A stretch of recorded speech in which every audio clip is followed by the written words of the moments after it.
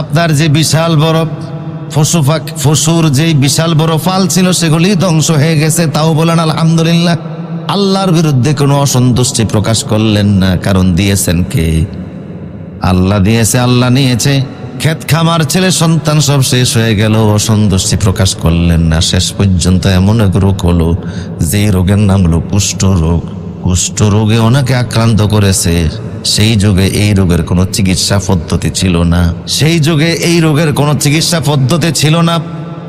অসুস্থ হয়ে তিনি এমনভাবে অসুস্থ হয়ে পড়লেন যে বিছানা থেকে উঠা পড়া করতে পারেন না।